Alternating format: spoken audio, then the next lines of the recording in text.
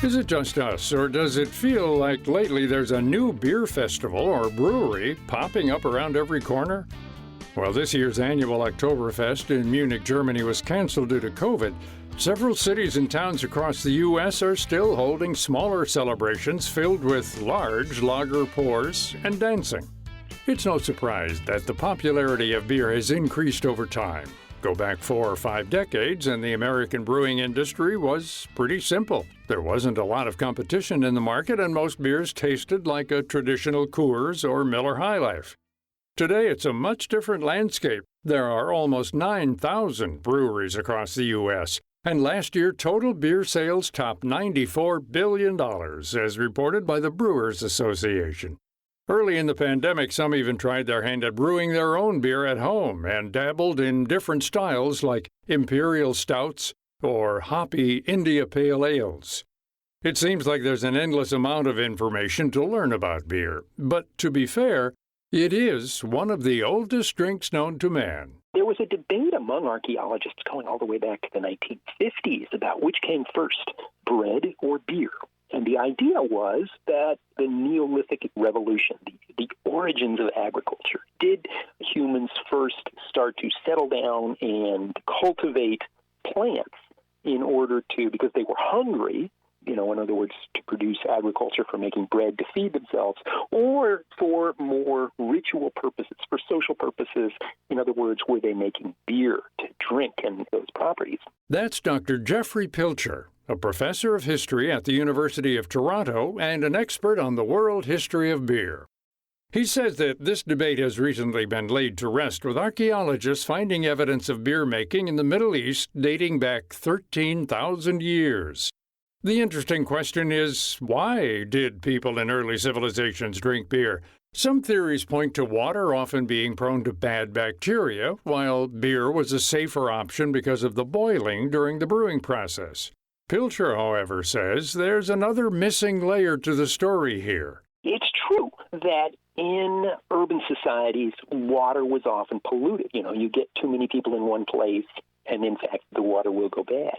But I think, even beyond that, the idea that they were drinking beer because, for purposes of sanitation, is reducing the most interesting aspects of beer, right? The sort of the mind-altering properties, the ways that it does encourage sociability. In addition to the social aspect and camaraderie in drinking beer, it also had substantial calories in comparison to water.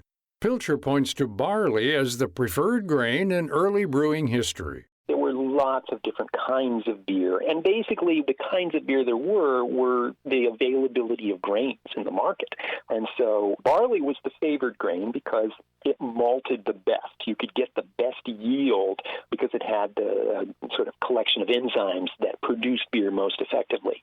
But if you didn't have a lot of barley and had, say, oats or rye or wheat or you name it, that's what people brewed with. And so, the kind of regional styles that we think of today are in some ways just a product of agricultural patterns. While ingredients varied based on location and supply, the consistency and taste was different than the curated beers of today, according to Rich Higgins.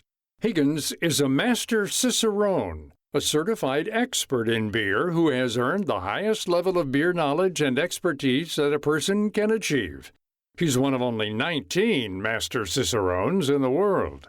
Prior to the Industrial Revolution, it was hard to make beer particularly consistent. And so beer was accepted as seasonally varying beverage, similar to the way wine is nowadays. And so it typically was dark in color. The amount of sweetness in it could be high or it could be low. And typically, if it was not very high in sweetness, it might also have a bit of sourness in it. And so nowadays, since we expect beer to be very consistent, not sour, not sweet, with a very, again, consistent flavor profile, that is really kind of a modern concept of beer that's the result of the fact that we now have things like thermometers and microscopes, artificial refrigeration, all this stuff makes it so that all the things that want to ferment beer can mostly be excluded from a beer. And so fermentation is part of beer, but brewers only want a specific type of fermentation to occur. Another interesting tidbit is that early beer was often consumed at room temperature because there wasn't easy access to ice. On top of that, it wasn't carbonated. It was somewhat more of a still beverage because we didn't have the ability to keep vessels, airtight or gas tight. There was no way to hold on to all the CO2 that was produced during the fermentation. Even as civilization progressed into modern history, brewing wasn't accessible for most to do themselves. It required land, grains, and a good amount of equipment. Interestingly, one common place across Europe that became famous for their beers was monasteries. Monasteries had the capital and stability to produce decent amounts of beer to sell to the populace. They typically would brew a number of different beers. One would be a very low-strength beer, maybe 2% alcohol or even lower than that. And that typically might be seen as alms for the poor. It would be offered for free to the populace. There would be a kind of a standard strength beer that they would sell to a larger majority of the population as well as consume themselves in-house. And then they might have an 8, 9, 10% alcohol version that would be a very special occasion beer that they could also sell. So it was a way of keeping the monastery financially self-sufficient. So monasteries would typically have breweries to sell the beer. But moreover, it was also sort of a public service because if you just needed some beer, especially some lower alcohol beer that wouldn't dehydrate you and wouldn't give you a hangover, but also was safer to drink than the local well water perhaps, then, a monastery was a good place to go to get that. There's a lot of cultural and historic traditions surrounding beer. Even today, you can travel to Europe and visit some of these old monasteries in person.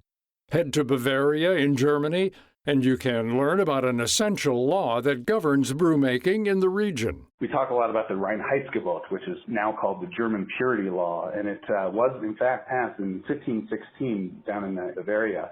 So it's been around with us for more than 500 years at this point. And it was a really early form of kind of codifying, the ingredients that could go into beer. And this was in part to push for quality, but it was also in part to make beer more taxable, as well as to keep wheat stocks for bakers and use barley stocks for brewers.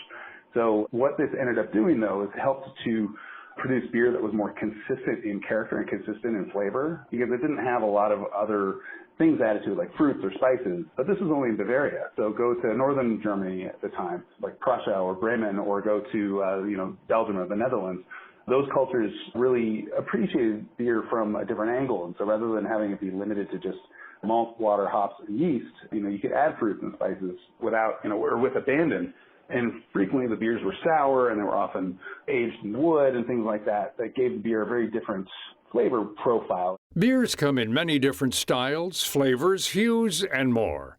Pilcher notes that the brews of Europe were influential in the eventual global spread of beer. European beer traveled the world, particularly in the 19th and early 20th centuries, and it came about through all of the ways that people were mobile. And so it was migrants, particularly Central European migrants, who were drinking lager beers and coming to not just the United States and Canada, but also to South America. To Chile was an early beer adopter, Brazil, Argentina, and other countries like that. It was through empire, and so Qingdao, the famous Chinese beer, was actually the German concession in northeastern China, where they established a brewery to feed the Germans. And India Pale Ale is the classic example of a beer that was ostensibly made for empire. And so it's I think, appeal of beer is kind of having a refreshing, cool taste of modernity, if you will. You often hear about the history of wine and other spirits, but beer should get more credit for its interesting history and evolution. Just take a look at the booming beer industry in the U.S. today. To learn more about the history of beer and our guests, Dr. Jeffrey Pilcher and Rich Higgins, visit viewpointsradio.org.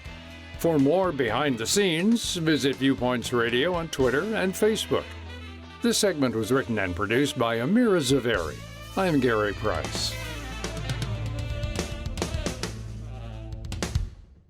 For those who qualify for Medicare, annual enrollment begins October 15th. Walgreens makes picking a Medicare plan easier. With Walgreens Find Rx coverage, you can explore Medicare Advantage and prescription drug plans to find the right coverage for you. Compare plans online, over the phone, or in person at select Walgreens. Plus, find copays as low as $0 on Tier 1 generic drugs when you choose select plans with Walgreens as your preferred pharmacy. With Walgreens Find Rx coverage, Medicare enrollment is easier than ever. Medicare annual enrollment is October 15th through December 7th. Learn more at walgreens.com/Medicare. That's walgreens.com/Medicare. Shutdowns during the COVID-19 pandemic contributed to the U.S. plasma supply decreasing by more than 20%. The shortage of plasma could impact many people who rely on life-saving plasma-based therapies. Plasma is used to treat patients with serious diseases and conditions like burn injury survivors, people with rare diseases, and people with certain types of cancer. In fact, 125,000 Americans rely on medication made from plasma. These treatments can mean the difference between life and death for people like John G. Boyle, a patient and health advocate who lives with a primary immunodeficiency disease. As someone who's received over 1,000 plasma infusions in my lifetime, your donation helps people like me live a normal life. That's why we're calling on everyday heroes to step up and donate plasma now. Visit donatingplasma.org to learn where you can donate at a center near you. That's donatingplasma.org. And that's Viewpoints for this week. Viewpoints is a production of MediaTrax Communications. Follow us on Twitter, Facebook, and Instagram to learn more about upcoming shows. And find a library of past programs on Apple Podcasts, Google Play, and Spotify. Plus, you'll always find previous segments and more information about our guests at viewpointsradio.org. Join us again next week for another edition of Viewpoints. Coming up on Viewpoints. I think that's when you then saw pet owners go, I want more, and I want to be with my pet more and more often. I want to take him more places. And then millennials have taken it on steroids and just exploded. The unconditional love we have for our pets. Then, here the FDA said, well, we're going to spend, maybe up to a year trying to determine if almond milk should be allowed to be called milk. Instead, it's taken over 2 years. How does the FDA impact food messaging? I'm Marty Peterson. And I'm Gary Price. These stories in depth on your public affairs magazine, Viewpoints.